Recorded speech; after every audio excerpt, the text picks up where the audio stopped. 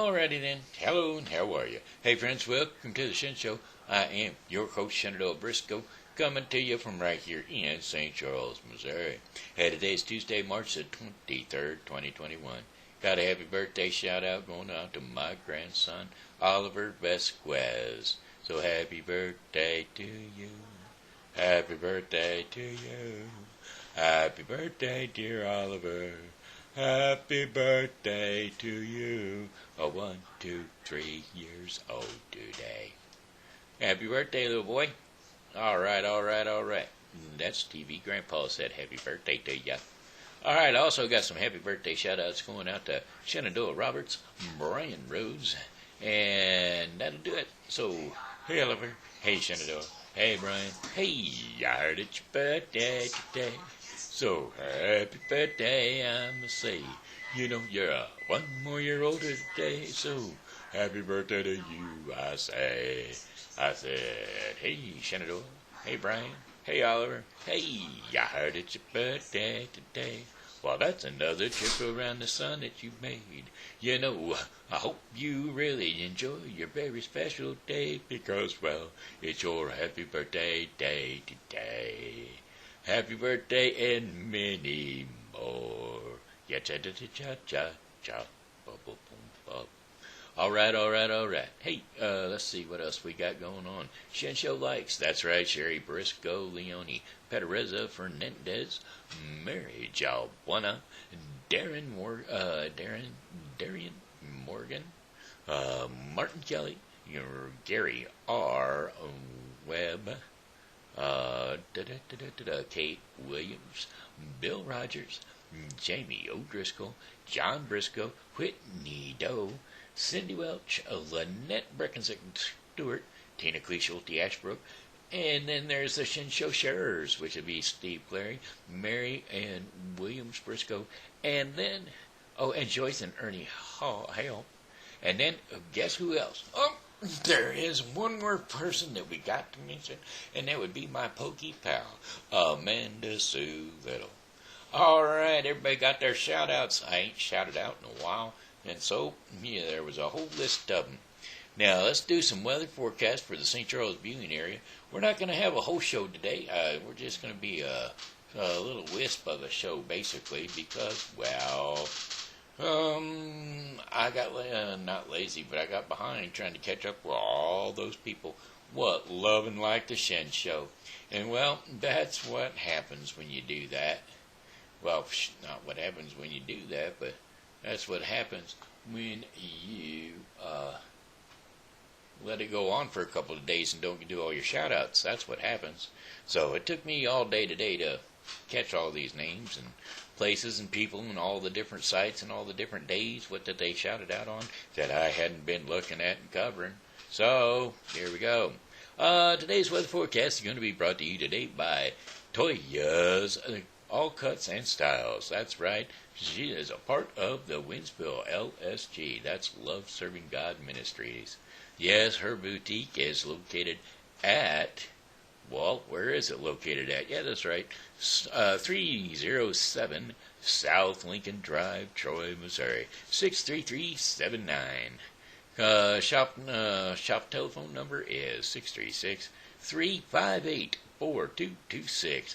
Come on down, get your hair cut and lounge around, get your hair styled and whatnot at the one and only Toya's All Cuts and Styles. Sponsored by LSG, Love Serving God Ministries. Then there's the Love Serving God's thrift store. Don't forget them. Got to get on over there. Oh, sure for sure. The Love Serving God thrift store. They're located at 145 South Lincoln Drive, Troy, Missouri. 3379. Store hours are from Tuesday through Friday, 10 to 5 p.m., and Saturdays from 10 to 3 p.m. That's right. Thrift store is at 201 East Wood Street, Troy, Missouri. It's a grand reopening. Sorry, folks, give you that wrongful information up there. It's grand reopening, so the store hours are changing from Tuesdays through Fridays from 10 to 4 p.m. And Saturdays from, well, of course, microphone broke. Wake up. Mouse click. Mouse click. Click yes. Start dwell clicker 2. Go to sleep. Okay, it wasn't the microphone that broke. It was my clicker device. So I couldn't scroll down or anything. You know how that goes. Anyway, yeah, they got all kinds of neat stuff at the thrift store. Love Serving God Thrift Store is located at 201 East Wood Street, Troy, Missouri. 633-79. Located behind Charlotte's Flower Shop. So if you're looking for it and you can't find it, it's behind Charlotte's Flower Shop. They also have a food pantry, and they've got clothes for the homeless. So it's a clothes closet. And I tell you what, you can contact for donations, where to drop off donations and whatever. Contact Darlene Morgan at 314-766-2199 or 636-358-4226. All right, hey, there you go. That's your information for the Love Serving God Ministries pantry outlet and hair salon, Toya's hair salon, and the thrift store. Yeah, they also got a furniture store. So, all right, hey, partly cloudy skies for the remainder of the day. Lows are going to be around 48 degrees Fahrenheit. Winds are going to be south to southwest at 10 to 20 miles per hour. So, that will be for the remainder of the day. Now, tomorrow, how about Wednesday, March the 24th? Partly cloudy skies with highs around 63 degrees Fahrenheit. Winds are going to be west at 10 to 20 miles per hour, and then mostly cloudy skies early with showers developing later on at night. Lows are going to be around 46 degrees Fahrenheit overnight. Winds are going to be north at 5 to 10 miles per hour. Chances of rain 60%. And then Thursday, March the 25th. Showers are early, becoming a steady rainfall later in the day. Highs are going to be around 61 degrees Fahrenheit with winds northeast at 10 to 15 miles per hour. Chances of rain 70%, rainfall near a half an inch. Becoming partly cloudy after some evening rains. Then lows around 43 degrees Fahrenheit overnight. Winds are going to be northwest at 15 to 20 miles per hour. And chances of rain 70% with rainfall around a half inch. And then for Friday, March the 26th, sunshine and clouds mixed together with highs around 63 degrees Fahrenheit, winds west at 5 to 10 miles per hour. A few clouds from time to time overnight with low temperatures down around 49 degrees Fahrenheit. Winds are going to be southeast at 5 to 10 miles per hour. And then Saturday, March the 27th, sunshine and clouds mixed together with high temperatures around 73 degrees Fahrenheit. Winds are going to be southwest at 10 to 15 miles per hour, and a few clouds overnight with low temperatures around 45 degrees Fahrenheit. Winds are going to be north to northwest, or basically straight northwest at 10 to 15 miles per hour. Boy, that's a replica night if I ever saw one. And then Sunday, March the 28th. Mostly cloudy skies. No, I take that back. Mostly sunny skies. Just fairly partly cloudy. A tiny bit clouds. With a haze here and there, but mostly sunny. Highs around 61 degrees Fahrenheit with winds north to northwest at 10 to 15 miles per hour. Mostly clear skies overnight with low temperatures around 37 degrees Fahrenheit. Winds are going to be east to northeast at 5 to 10 miles per hour. And so that, my friends, concludes your 5-day forecast for the St. Charles viewing area, brought to you by Love Serving God Ministries. Yes, sirree, Bob. They got the pantry, and they've got the thrift shop. They've got a furniture shop. They've got the clothes closet, and they've got Toya's haircuts. That's right, Toya's. Ba-dum-dum-dum. All cuts and styles. That's what they are. They style and cut your hair. All right then. There was a muscle spasm right there. It reached out and grabbed a hold of me, and it said, "Something's got a hold on me." How about when that squirrel went berserk? Let's try that. All right. Song lyrics: The squirrel went berserk. Song lyrics: Squirrel went berserk. That's Mississippi Squirrel. It's a Mississippi Squirrel revival is what it is, sure enough. Are you ready for it? Well, here we go. Well, when I was just a kid, I'd take a trip every summer down to Mississippi. Well, to visit my granny and her aunt in Bellamou World. Well, I'd run barefoot all day long and climb trees and freeze a song. One day I happened to catch myself a squirrel. Well, I stuffed him down in an old shoebox and punched a couple of holes in the top, and when Sunday come, well, I snuck him into the church. Well, I was sitting way back in the very last pew, showing him to my good buddy Hugh, when that squirrel got loose and went totally berserk. Well, what happened next is hard to tell. Some thought it was heaven and others thought it was hell, but the fact is that something was among us, was plain to see. As the choir sang, "I surrender all," the squirrel ran up Harv Newman's coveralls, and Harv leaped to his feet and said, "Something's got a hold on me." Yow! Well, the day that squirrel went berserk, in the First Self-Righteous Baptist Church in that sleepy little town of Pascagoula. It was a fight for survival that broke out in revival. There was jumping pews and shouting, "Hallelujah!" Well, Harv hit them miles, a-dancing and a-screaming something. Some thought he had religion and others thought he had a demon, and Harv just thought he had a weed eater loose in his pretty balloons. Well, he fell to his knees and he pleaded and begged, and that squirrel ran out of the breech's leg unobserved by the other side of the room. Well, all the way down to the Amen pew where sat Sister Bertha Better Than You, who'd been watching all the commotion with a sadistic glee.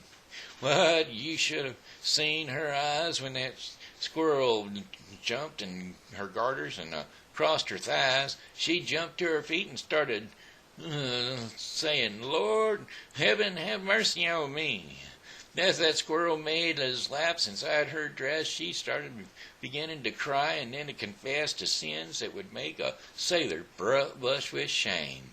She told the gossip and the church was distension, but the things that got most of the attention was when she started about her love life, and she started naming names. All the day that squirrel went berserk in the First Righteous Church in that sleepy little town of Pascagoula. Well, it was a fight for survival that broke out in revival. They were jumping pews and shouting, "Hallelujah!" Well, 7 deacons and the pastor got saved, and $25,000 was raised.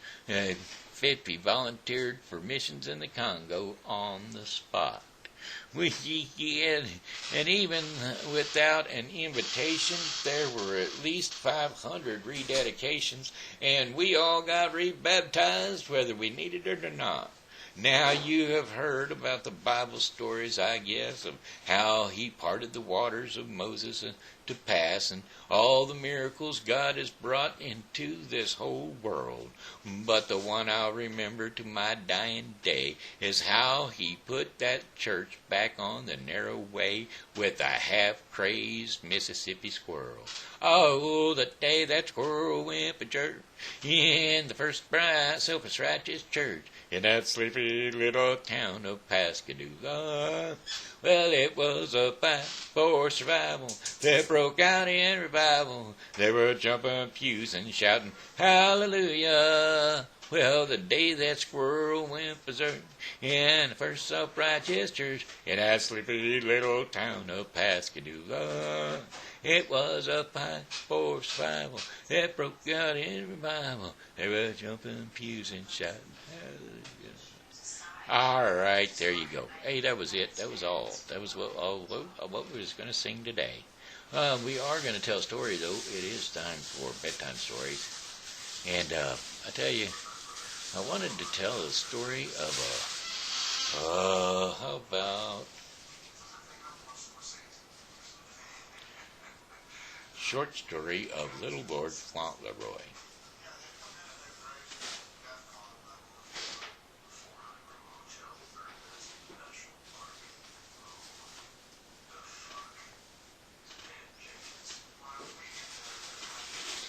Young settled Bartholomew. He lives with his American mother.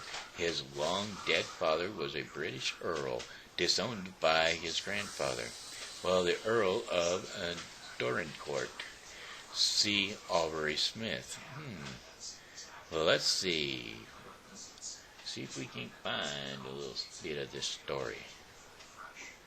A novel, well, we don't need the whole novel. We just need a little bit of the story. We want some of the story. We want to read it now. We want to read some of that story. Oh, are they going to let us out? Oh, read some of the story. I'll read some of it now. In the November 1885 issue of St. Nicholas magazine, there appeared to be the first installment of a romantic novel. Short, a little bit about American da-da-da. An American boy who inherits a British title and goes to England to live with his rich, grumpy grandfather in a suitable, elegant castle. Well, this is that very first meeting. What the Earl saw was a graceful, childish-like figure in a black velvet suit. Well, with a laced collar and with love locks waving around the handsome, manly little face, whose eyes met his with a look of innocence and good fellowship. Well, the story was an interesting instant success, published as a book the next year. And the story was called A Little Lord Fauntleroy, and it had arrived upon the American literary and sartorial scene. So let's see if we can't find the book. We don't want the whole book. We just want to... I don't want to read an article about it. I wanted to read the book. I don't think we're going to get to read the book or a short story or anything. Let's try it a different way, okay? Let's go this route.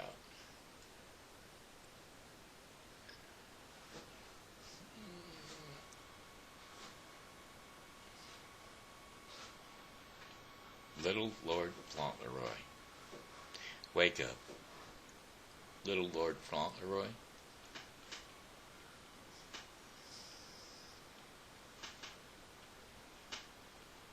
Fauntleroy.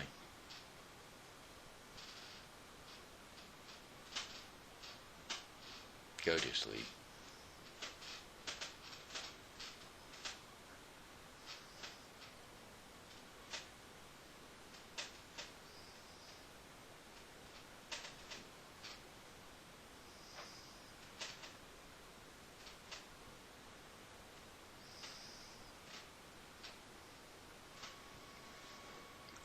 Start notepad.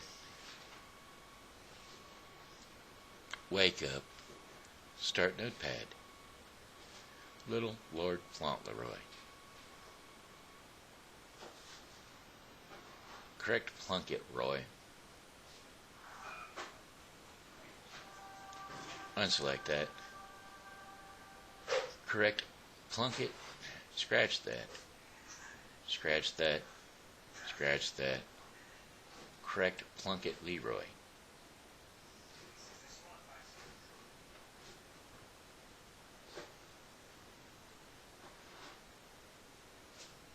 Spell that. Cap F. A-U-N-T.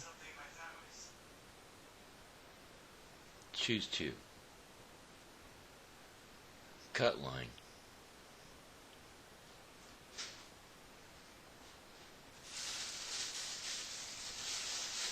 Go to sleep.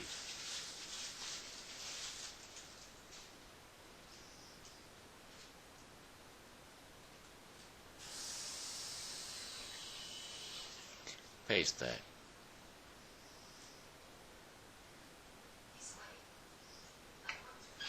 Wake up. Paste that.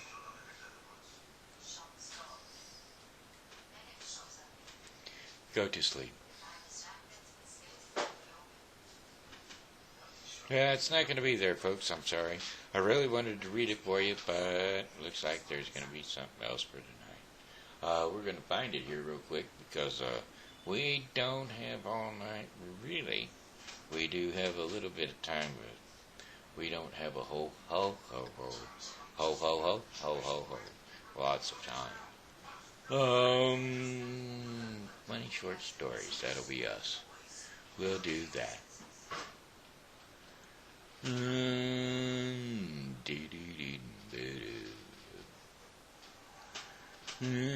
Clever old rooster. The mouse ghost? No. Thief in the donkey? No. 12 weavers? No. The foolish prince? How about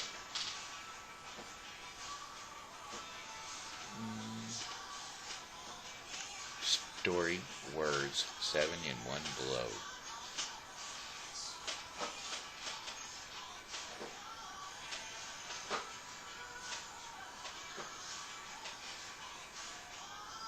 Okay, we'll see if we can't find that one. The brave little trailer.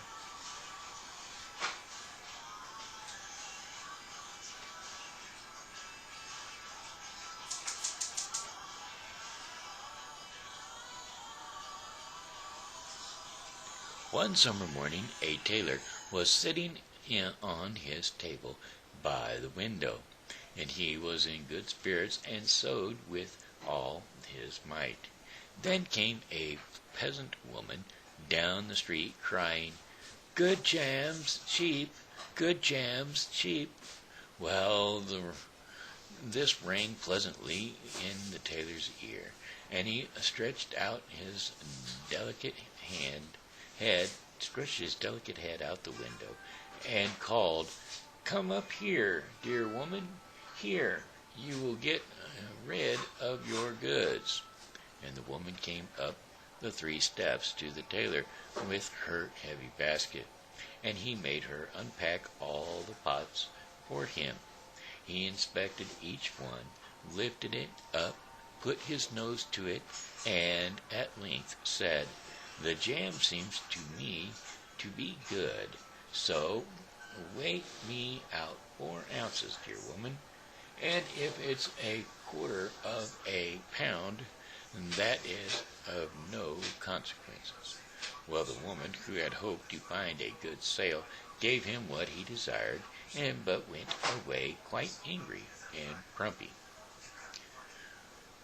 "Now the jam shall be blessed by God," cried the little tailor, "and he gave me a healthy and strengthy." "Now the jam shall be blessed by God," cried the little tailor, "and give me health and strength." So he brought the bread out of the cupboard, cut himself a piece right across the loaf, and spread the jam over it.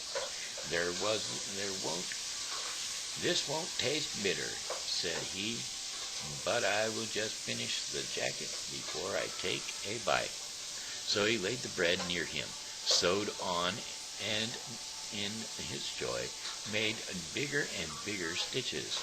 In the meantime, the smell of the sweet jam rose to where the flies were sitting in great number, and they were attracted and descended on it in hosts. "Ha ha! Who invited you?" said the little tailor, and drove the unbidden guests away. The flies, however, who understood no German, would not be turned away, but came back again, even increasingly companion closeness. The little tailor and at last lost all patience, and he drew a piece of cloth from the hole under his work table, and saying, "Wait, I will give it to you," and struck it mercilessly on them. Then he drew it away and counted. There lay before him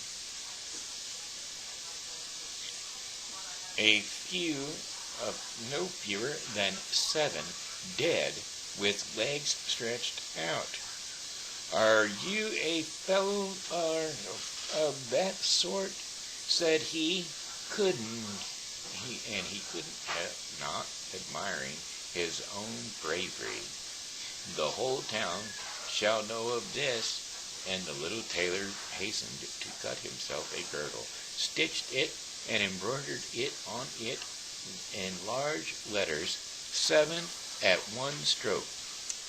"Wait till the town," "What the town, boy?" he continued. "The whole world shall hear of it."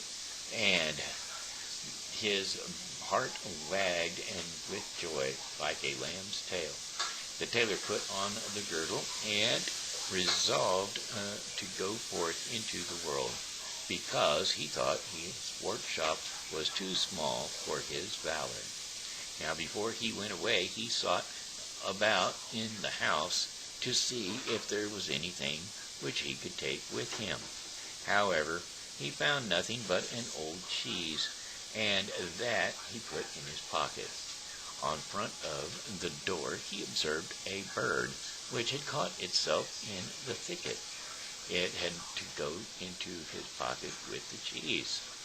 Now he took the road boldly, and as he was light and nimble, he felt no fatigue.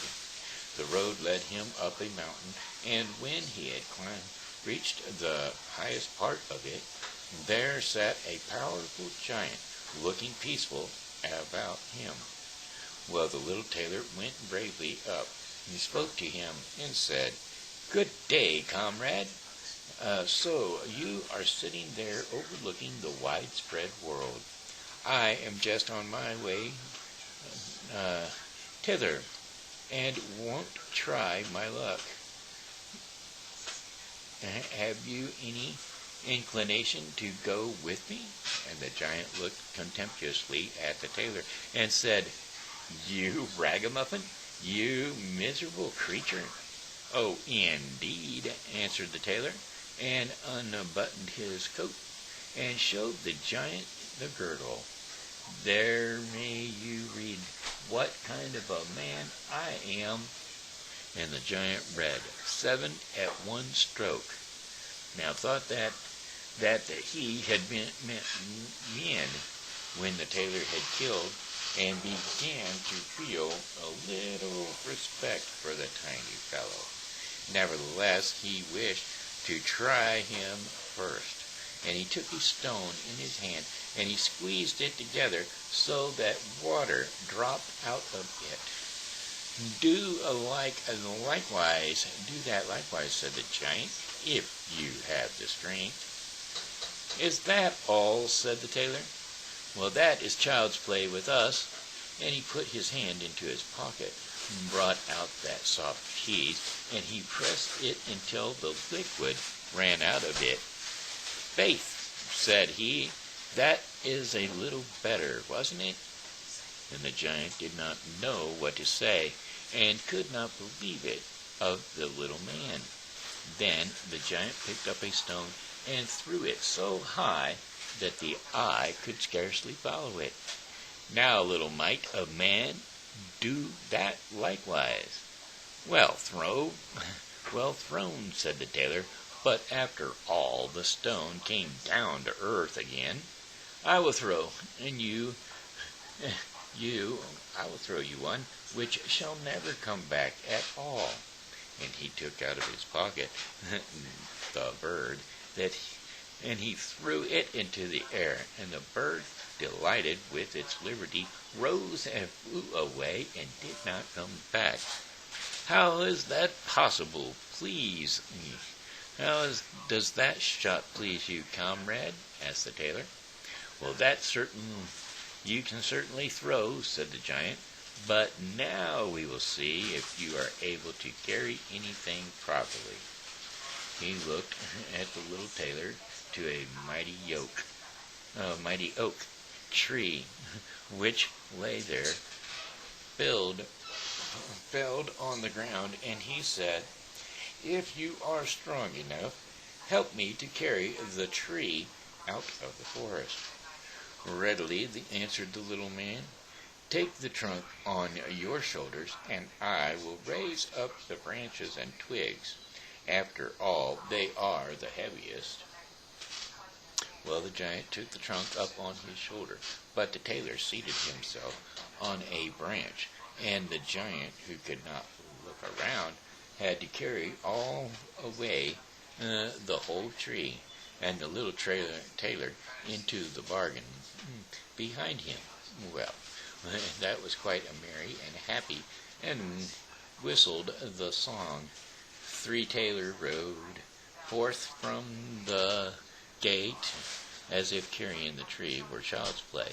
The giant, after he had dragged the heavy burden part of the way, could no further, and cried, "Hark you! I shall have to let the tree fall." And the tailor sprang nimbly down, seized the tree with both arms, as if he had been carrying it, and said to the giant, "You are such a great fellow, and yet you can't even carry the tree." Then he went on together, and they passed a cherry tree. The giant laid hold of the top of the tree, where the ripest fruit was hanging, bent it down, gave it into the tailor's hand, and bade him to eat. But the little tailor was much too weak to hold the tree, and when the giant let it go, it sprang back again, and the tailor was tossed into the air with it. When he had fallen down again without injury, the giant said, "What is this? Have you not strength enough to hold the weak twig?" "There is no lack of strength," answered the little tailor. "Do you think that could be anything to a man who has struck down 7 at one blow? I leapt over the tree because the huntsmen are shouting down there in the thicket. Jump as I did, if you can do it." The giant made the attempt, but could not get over the tree, and remained hanging in the branches, so that in this also the tailor kept the upper hand. And the giant said, "If you are such a valiant fellow, come with me into our cavern and spend the night with us." Well, the little tailor was willing, and followed him. When they went into the cave, the other giants were sitting there by the fire, and each of them had a roasted sheep in his hand, and was eating it. The little tailor looked around, and thought, "It is much more spacious here than in my workshop." The giant showed him a bed, and said he was to lie down in it and sleep. Well, the bed, however, was too big for the little tailor, and he did not lie down in it, but crept into a corner. When it was midnight, and the giant thought that the little tailor was lying in a sound sleep, he got up, took a great iron bar, cut through the bed with one blow, and though he had thought he had finished off the grasshopper, for good.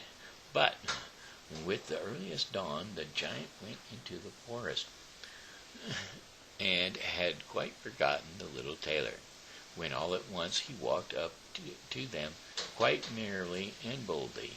The giants were terrified. They were afraid that he would strike them all dead and run away in a great hurry. The little tailor went onward, always following his own pointed nose. After he had walked for a long time, he came to the courtyard of a royal palace, and as he felt weary, he lay down on the grass and fell asleep. Whilst he lay there, the people came and inspected him on all sides, and read on his girdle, 7 at 1 stroke. Ah, they said, what does the great warrior here in the midst of peace? He must be a mighty lord. Then they went and announced him to the king, and gave it as their opinion that if war should break out, this would be a weighty and useful man who ought on account be allowed to depart. So the council pleaded the king, and he sent one of his courtiers to the little tailor to offer him military service when he awoke, while the ambassador remained standing by the sleeper and waited until he stretched his limbs and opened his eyes, and then conveyed to him this proposal. For this reason I have come here, the tailor replied. I am ready to enter the king's service. He was therefore honorably received, and a special dwelling was assigned him. Well, the soldiers, however, were set against the little tailor, and wished him 1,000 miles away. What is it to be the end of this? What is it to be the end of this? They said among themselves. If we quarrel with him, and he strikes about him, 7 of us will fall at every blow. Not one of us can stand against him. They came therefore to a decision, betook themselves in a body to the king, and begged for their dismissal. We are not prepared, they said, to stay with a man who can kill 7 of us in 1 stroke. The king was sorry that for the sake of one he should lose all his faithful servants, and wished that he had never set eyes on the tailor, and would willingly have been rid of him again. But he did not venture to give him his dismissal, for he dreaded lest he should strike him and all his people dead, and placed himself on the royal throne. He thought about it for a long time, and at last found good counsel.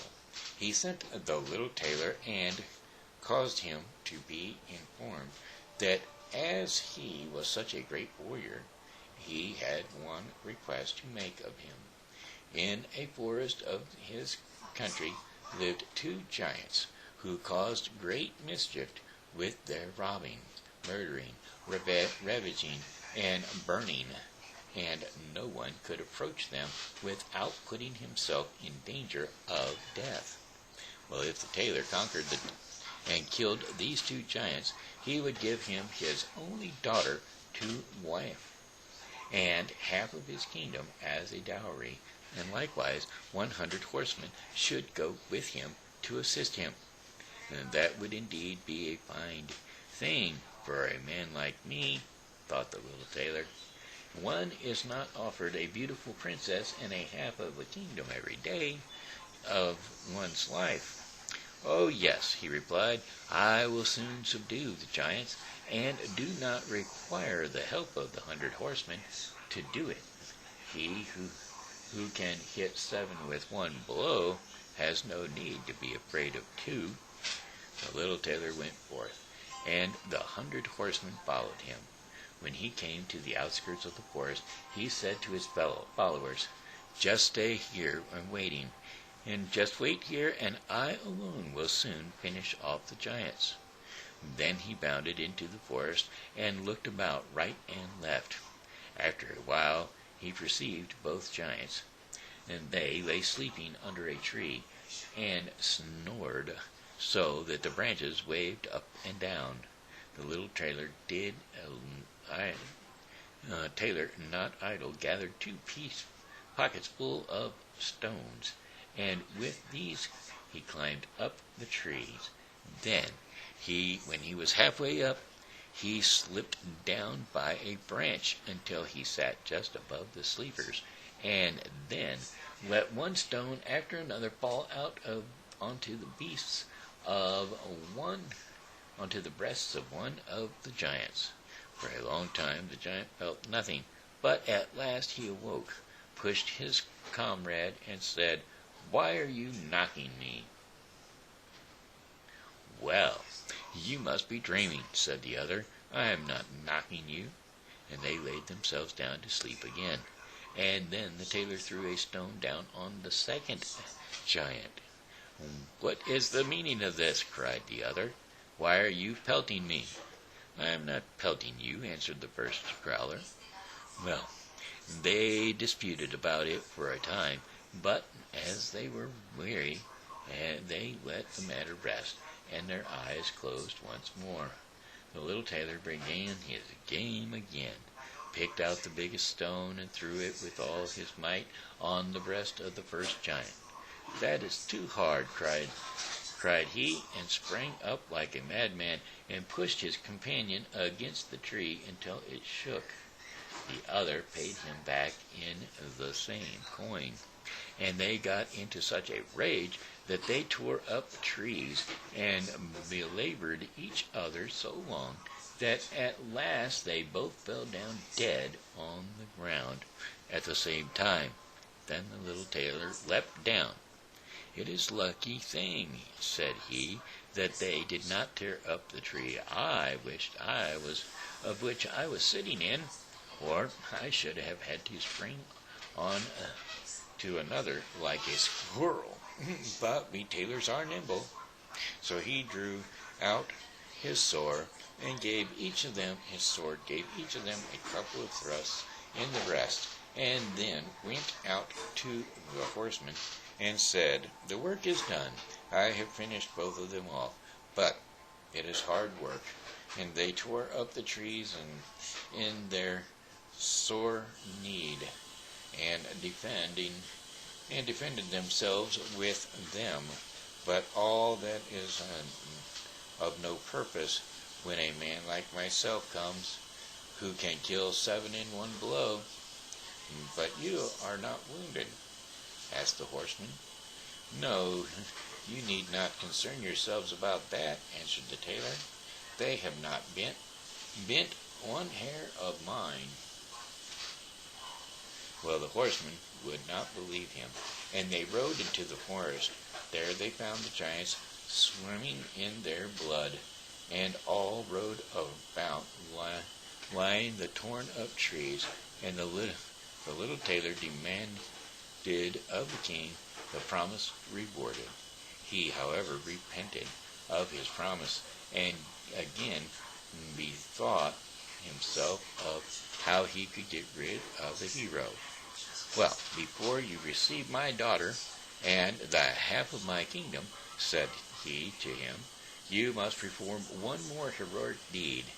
In the forest roams a unicorn which does great harm, and you must catch it first. I fear one unicorn still less than 2 giants. 7 in one blow is my kind of affair." So he took a rope and an axe with him, went forth into the forest, and again bade those who were sent with him to wait outside. He had not long to seek, and the unicorn soon came towards him, and rushed directly on the tailor, as if it would gore him with its horn. Without more ado, softly, "It can't be done as quickly as that," said he, and stood still and waited until the animal was quite close, and then sprang nimbly beside the tree. Well, the unicorn ran against the tree, and with all its might and strength, and stuck his horn so fast and into the trunk of that tree that it had not the strength enough to draw it out again, and thus he was caught. "Now I have got the bird," said the tailor, and came out from behind the tree and put the rope around its neck, and then with the axe he hewed the horn out of the tree, and when all were ready, he led the beast away and took it to the king. The king still would not give him the promised reward, and made a third demand. Before the wedding, the tailor was to catch him a wild boar that made great havoc in the forest, and the huntsmen should give him their help. "Willingly," said the tailor. "That is child's play." He did not take the huntsmen with him into the forest, and they were well pleased that he did not, for the wild boar had several times received them in such a manner that they had no inkling to lie in wait for him. So when the boar perceived the tailor, it ran on him with foaming mouth and whetted tusks, and was about to throw him into the ground, but the hero fled and sprang up into a chapel which was near, and up to the window at once, and in one bound out again. The boar ran in after him, but the tailor ran around outside and shut the doors behind him, and then the raging beast, which was much too heavy and awkward to leap out the window, was caught, and the little tailor called the huntsman thither, and they might see the prisoner with their own eyes.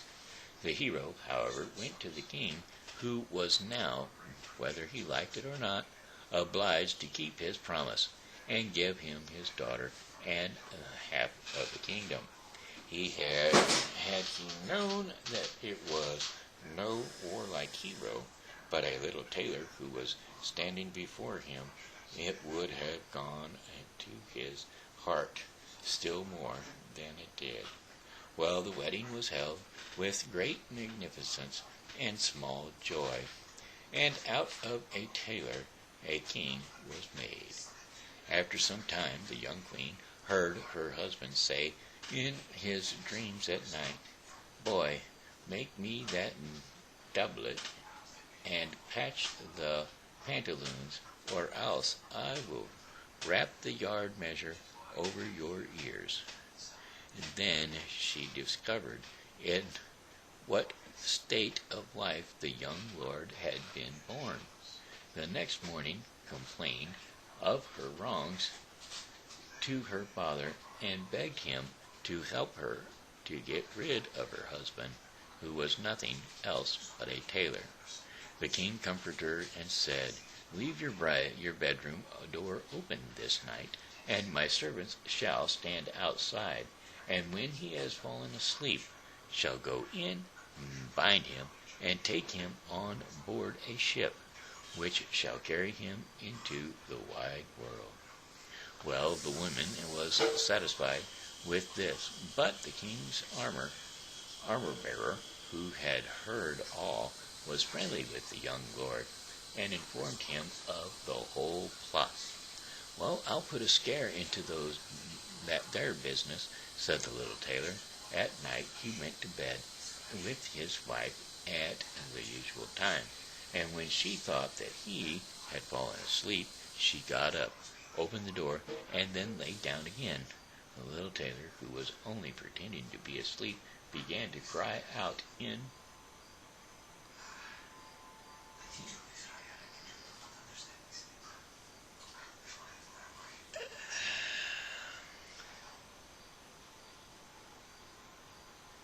Wait a minute.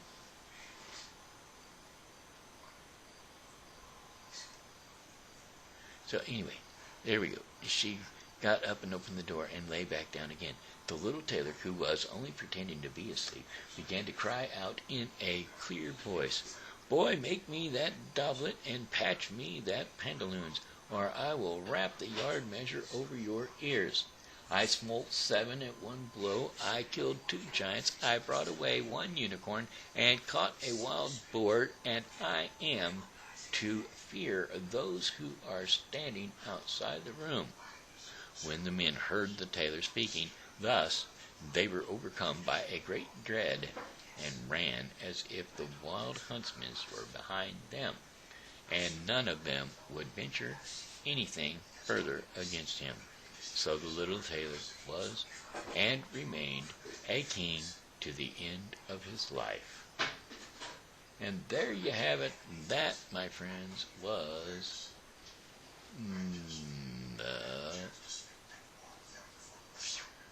The Brave Little Tailor by the Brothers Grimm, as a matter of fact. Okie dokie, hey, it looks like it's time for the daily bread portion of the program for today. And so, here we go. Again, happy birthday, Oliver. Hi, I don't want to not say hi to Willow and Leroy and TJ and Zoe. Yeah. Gotta catch Zoe and TJ. Those are Lisa's grandkids, by the way. Lisa Foster, as a matter of fact. Okay, anyway, where are we at? Today, the Daily Bread portion of the program is going to be brought to you by the Bible with Briscoe 2021. The Bible with Briscoe 2021 is a daily reading of the Bible to be completed within 1 year. Today's daily reading is going to be Joshua 13 through 15 and Luke 1, 57 through 80. So don't forget to tune into the Bible with Briscoe 2021 for your daily reading of the Bible. Okie dokie, hey, today the reason to rest is the Daily Bread portion of the program, and we are going to be reading Ecclesiastes 2, 17 through 26. And so here we go, Ecclesiastes 2, 17 through 26. Toil is meaningless, so I hated life because the work that is done under the sun was grievous to me. All of its meaningless and chasing after the wind. I hated all the things I had toiled for under the sun because I must have them to the one who comes after me. And who knows whether that person will be wise or foolish.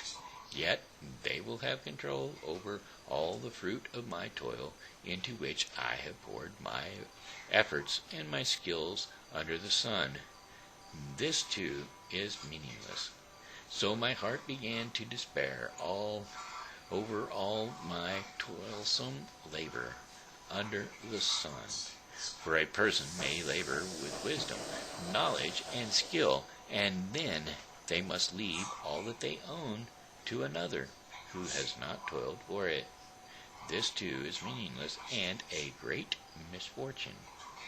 What do people get for all the toil and anxious striving with which they labor under the sun? All their days their work is grief and pain. Even at night their mind does not rest. This too is meaningless. A person can do nothing better than to eat and drink and find satisfaction in their own toil. This too is from the hand of God. For without him who can eat or find enjoyment? To the person who pleases him, God gives wisdom, knowledge, and happiness, but to the sinner he gives the task of gathering and storing up wealth, to hand it over to the one who pleases God. This too is meaningless, a chastening after the wind. You're chasing after the wind, and so there you have it. Look, you work and you work, and you make sure you work hard. But why work so hard when you need not much but little? you need what you need. You need to have a roof over your head. You need to have food in your stomach. Those are your needs. Travel to work, travel to home from work. You need those needs. Also, clothing on your back, but these things come. And with a joyful heart, if you pick the right job, you, my friends, will be in the heaven on earth, because you will not work hard for what you earn, and you will enjoy your life. All right, hey, that was the reason to rest.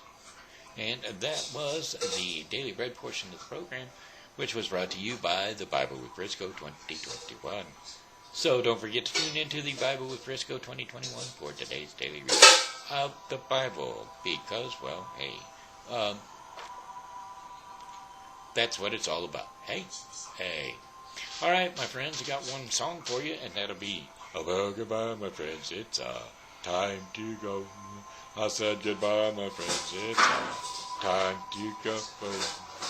I hate to leave you, but I really must go.